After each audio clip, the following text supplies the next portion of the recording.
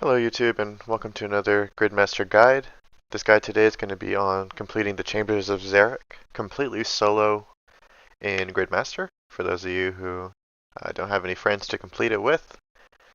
And it's going to be nice and easy. The raid looks pretty intimidating with all the different rooms that it has, but honestly really the only semi-challenge of this raid is Ulm, assuming that you've got all the recommended grid tiles unlocked.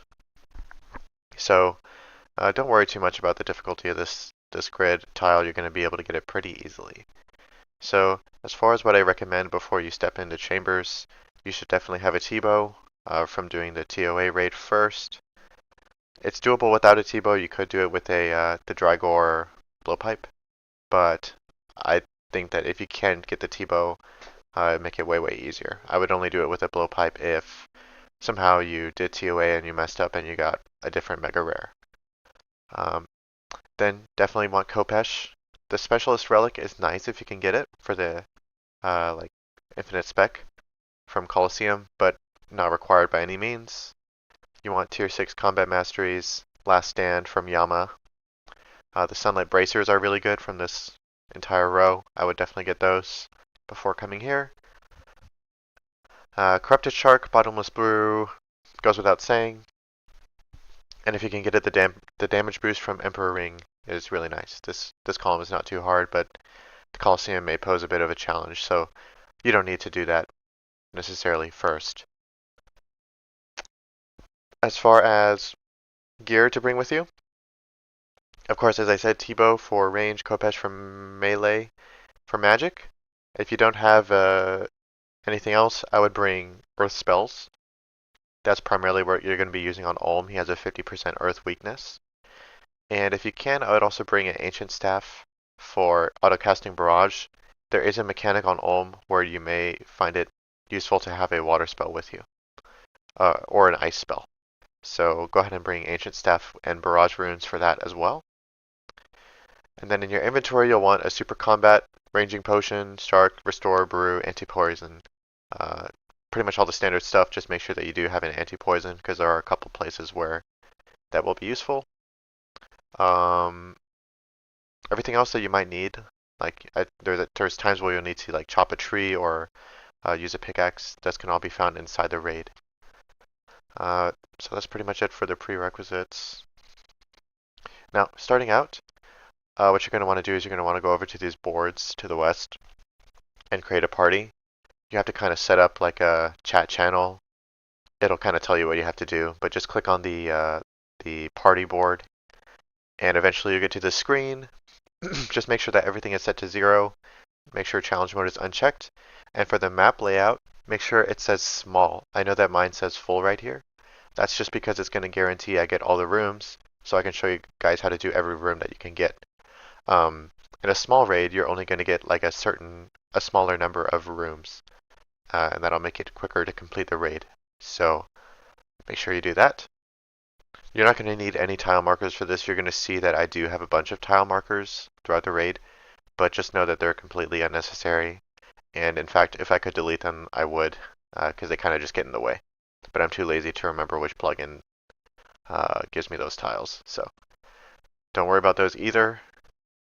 I think that's about it for the setup. So let's go ahead and get into it. Now, once you get into the raid, you have to do this thing where you click the Start Raid button in the party channel. So the first room you can get is Tekton. He's just somebody that attacks with melee. You have to hit him with melee. He's pretty much immune to range and magic. To start the fight, you just want to get close to him and then kind of kite backwards. He's kind of finicky in his movement, so there's a chance that he just like runs straight back to his anvil and you can't attack him while he's on the anvil. So just kind of wait around until he comes back to hit you. The way he works is that he will face you, and then after a short delay, he'll launch an attack. So what you want to do is just attack, move between the different sides of him, like in a counterclockwise or clockwise motion, and attack him once from each side. And using the Khopesh spec, you can see how quickly I deleted him there. Now this room is the crab's room. It's the longest and most annoying room. But It's not hard, it's not dangerous at all. All you have to do is you see this white ball that's floating around. You have to get it to hit the various crystals in the room. And depending on the color of the crystal, it needs to be bounced off. When it bounces off of a crab, the crab needs to be a certain color. So let me pull up the wiki here to show you like what color, what I'm talking about with these colors. So for the black crystal, the orb needs to be white, which is the default color. For the yellow crystal, the orb needs to be blue, and so on, as you can see on this table. In order to change the crystal to the corresponding orb color, like blue, red, or green, you need to attack it with the corresponding style, being mage, melee, or range. And once you change it to that color, it's going to stay that color until it hits the crystal. Now, the way that you're supposed to do this is you're supposed to pick up the hammer. That's where I'm circling my cursor. It's in the northeast of the room. If you don't have a hammer, you can go pick it up from right there. And if you smash a crab, it's going to stay stunned for about half a minute or so. So the goal is to just like smash a crab so that it bounces the orb in the way that you want it to. As you can see, it's taking me forever because I'm horrible at it. But smash the crabs to the position such that they're going to bounce the orb into a crystal. And once you've got the crabs in position, you can hit any one of the crabs that the orb is bouncing off of with the corresponding correct style to get it the color that you want for the corresponding crystal. So here I finally got the crabs in position, and I just need the white orb, so I'm not going to attack any of the crabs. And they're going to bounce and hit that black crystal. There's no danger in this room at all, it's just a little bit of a time sink. So, I'm not sure I'm going to show you the whole thing because it's kind of embarrassing how long it takes me, but for this magenta crystal, I'm going to need to bounce a green orb to it. I'm not sure which one I did next. Let's see. Oh yeah, so I only needed a single crab to bounce it, and it needs to be green. So I attack the crab with green, so that the orb turns green, and it hits the crystal, right? And there's really not much else to say about this room, so I'll go ahead and fast forward. Just take however much time you need here to figure out the puzzle. Okay, so the next room that we're going to do is the Ice Demon. You have to pick up the woodcutting axe and a tinderbox from the ground, which will be somewhere on the floor nearby. Then clear up an inventory space and chop 28 logs. They're going to be stackable in your inventory. And then once you have a full stack of logs, go over to these braziers and light them, or light one of them. One of them or two of them will have an ice fiend sitting next to it. Just don't light those ones because the ice fiend will like extinguish the fire. Not really sure what's the point of this puzzle, to be honest. But you can only light one at a time with the full inventory of logs. So once you light one, just go back and chop some more logs. And then, as you can see, I lit the next brazier here.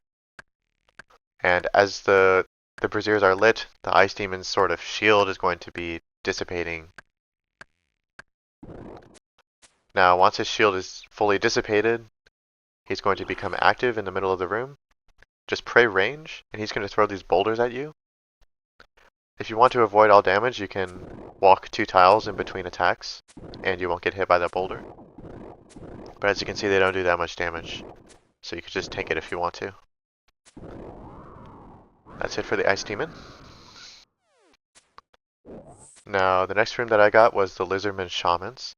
Now, if you've done the Lizardman Shaman task, you know that these guys can be pretty dangerous without the Shazian armor. But the good thing is that with your T-bow, you kind of outrange them. And you can kind of play on the edge of their range, and they won't really be able to hit you much. Worst case, like if you find that they're destroying you, you can just sit there and proc last stand, which you definitely should have, and be able to kill both of them pretty easily. But I didn't take any damage here because I kind of attacked them from max range with the T-bow, and I pretty much got no problems with this room. They weren't able to get close enough to really do much to me at all. Make sure that you do pray range against them. And there's going to be 2 of them if you get the room. So just be aware of that. So I'm kind of like walking backwards in between every attack to stay out of their range, kind of. It's a pretty effective strategy for dealing with them. Now the next room, you're going to go down this hole. There's kind of 2 floors to the raid. That was the end of the first floor. So on the second floor, you're just going to get a different sequence of rooms. Now this is going to be the Vanguards room. The important thing about this room is to just use range, use your T-bow, because you never miss with ranged, and you're supposed to bring them down in health at roughly the same time. And it's not enough to just simply kill them at the same time, like within X amount of seconds of each other. You actually have to keep their health similar to each other throughout the fight. Otherwise, they're going to like heal to full or something. So if you do have a Dragor blowpipe, it might actually be better than a T-bow if you're finding that they're healing too much. Because the Dragor blowpipe has a lower max hit, so you're less likely to create a large health disparity between the Vanguards.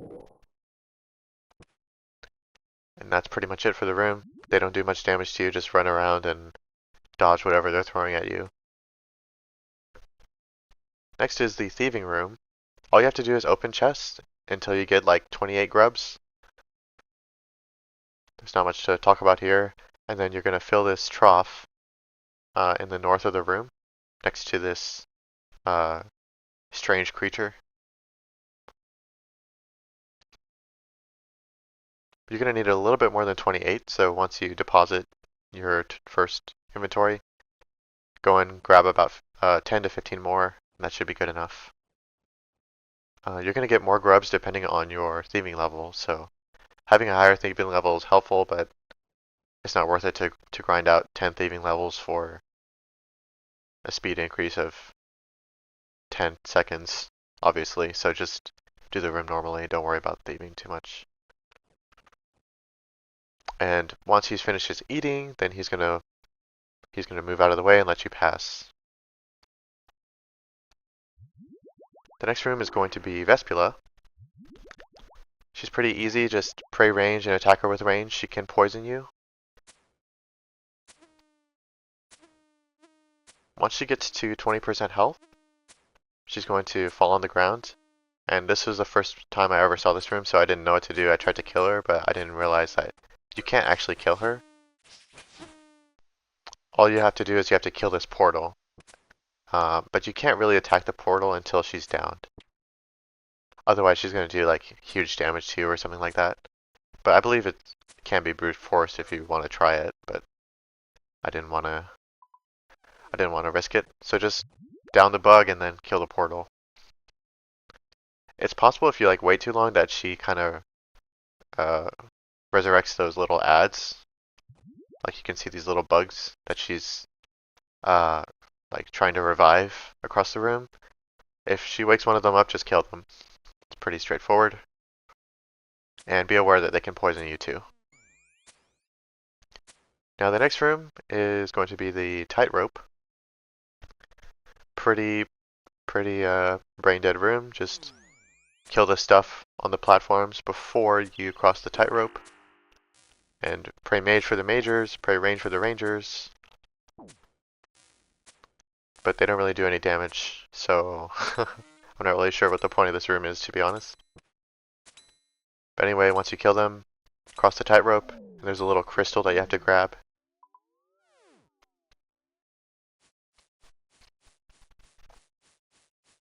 So just take that crystal, make sure you have inventory space, and you're going to use it to dispel the magical barrier that's blocking entry to the next room.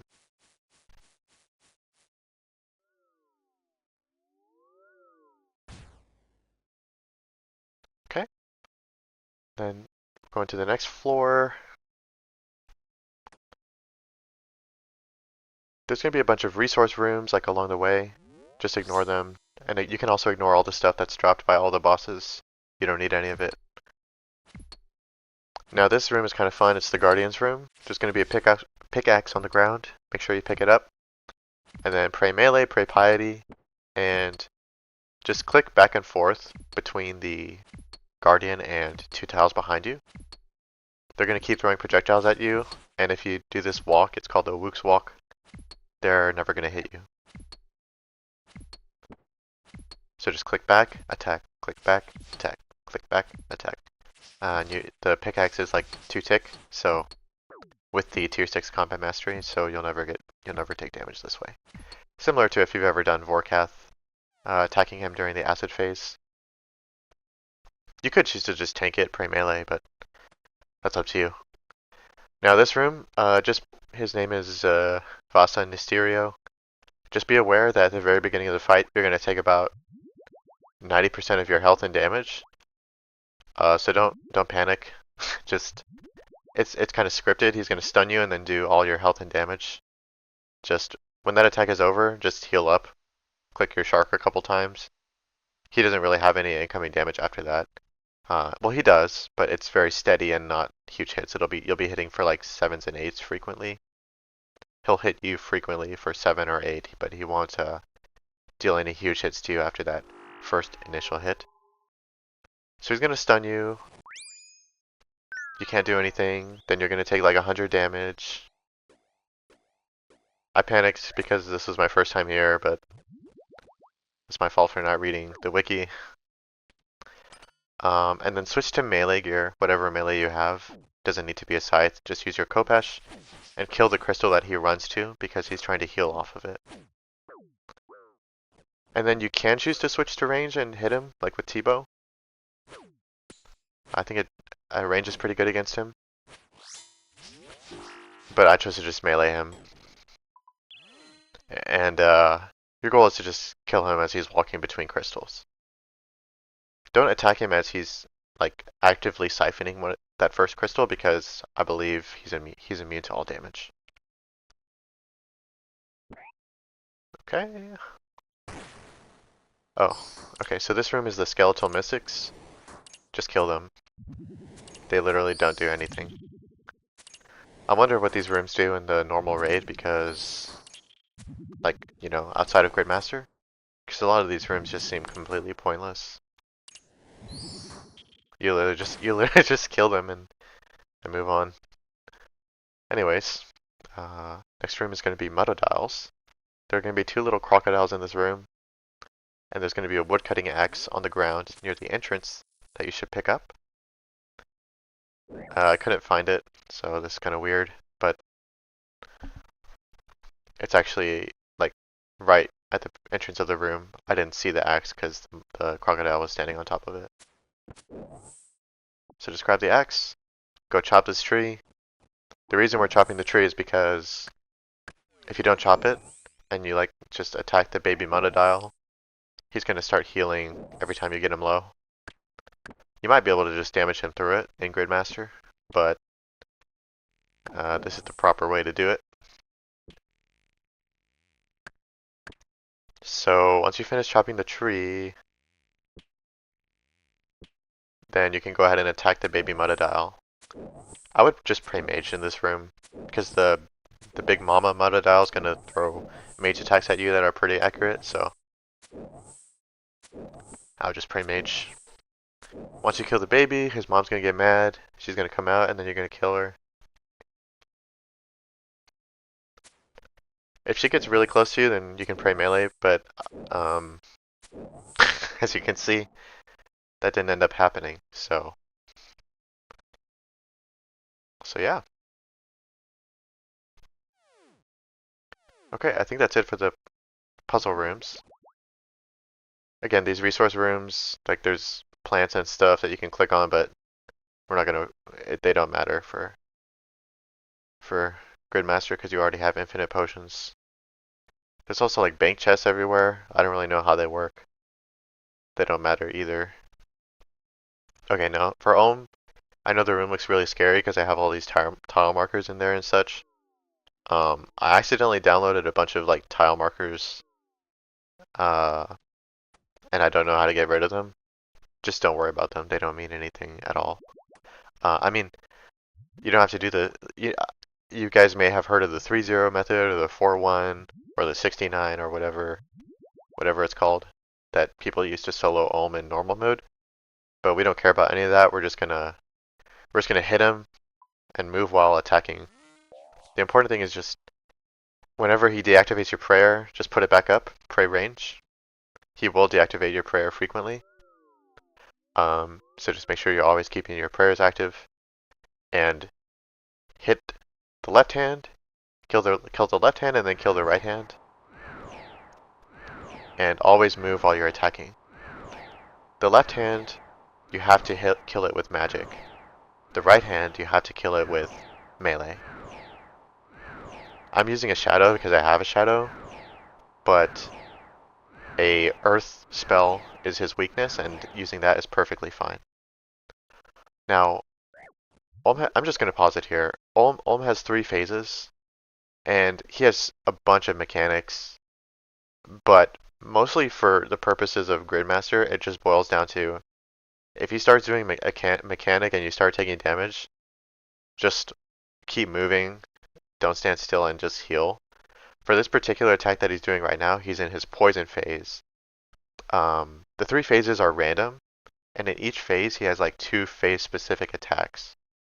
This is the poison phase, and one of his 2 poison-specific attacks is this one where he like gives you a poison trail, and if you stand still you're going to take a bunch of damage, so you want to just keep walking. The other poison attack is he's just going to fling poison across the room and you have to dodge it. Just make sure that if you get this attack you don't fall asleep and stand still, just always keep moving while you're attacking. And again, that left hand needs to be killed with magic. So for you, you're probably going to, what I was using on my first kill was earth spells. That's his weakness. And when the left hand is killed, only then attack the right hand with melee. The reason you don't want to kill the right hand first is because it's going to do this annoying mechanic where if you hit it too hard, it's going to become immune. But if you kill the left hand first, the right hand won't do that anymore. So you always go left hand mage and then right hand melee. So yeah, and he's going to like look at you and stuff, and he's going to turn off your prayers, just reactivate your prayers, eat whenever you take damage, move whenever you're targeted by a mechanic. You don't need to worry too much about like trying to do the fight correctly. So there's this attack, he's sending lightning across the room. Obviously you want to just dodge that. Now that we've killed both hands, he's phasing into phase 2. And he's going to drop these crystals everywhere, just run around and eat. It's honestly kind of funny. And then it's rinse and repeat, same thing. This is going to be the fire phase. You can read it in your chat box, I think. Great Olm rises with the power of flame. That's how you know what phase he's going to do. In this phase, his 2 attacks are a fire wall, which is why you want to keep moving, so that you don't get trapped by the firewall. And he's going to do like a stat drain attack. Again, just kill the left hand with mage and then right hand with melee. There are 3 other special attacks that he can do in any phase.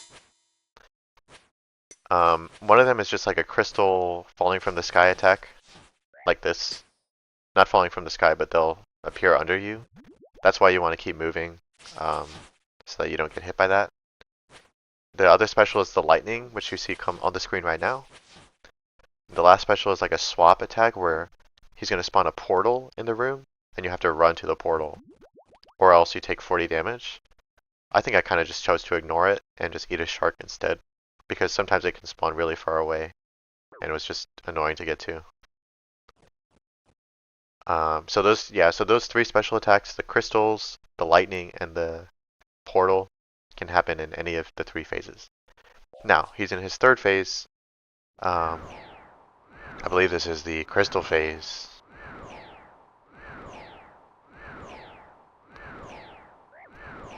Crystals can fall from the sky in this phase, and crystal bombs can appear on the ground. Just keep moving and stay away from that stuff. The important thing about this phase, in his third phase, is you have to kill the hands roughly at the same time, within 30 seconds of each other. So get the mage hand low. Here's a portal attack, by the way.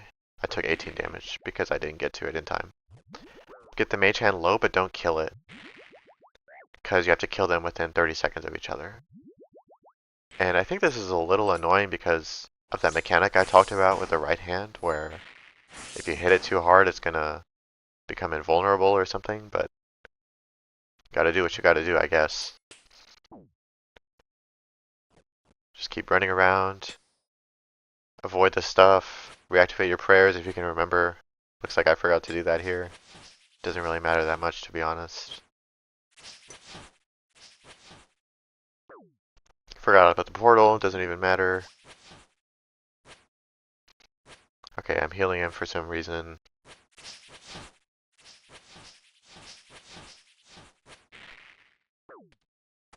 You know that he's using a special attack when the right hand has that little symbol on top of it? Like, here was the hourglass or whatever. Let me see if I can find it. Yeah, the hourglass. I think if you like attack it while it's doing a special, that's why it was healing. Something like that. Okay, so this is going to be the end of the phase 3, and this is the final phase, phase 4. His head is pretty much immune to anything other than range, so make sure that you range the head with the T-bow. Or blowpipe if you're doing it with blowpipe. Just run around, don't get hit by the crystals, eat when you take damage. He's still going to keep doing his annoying attacks.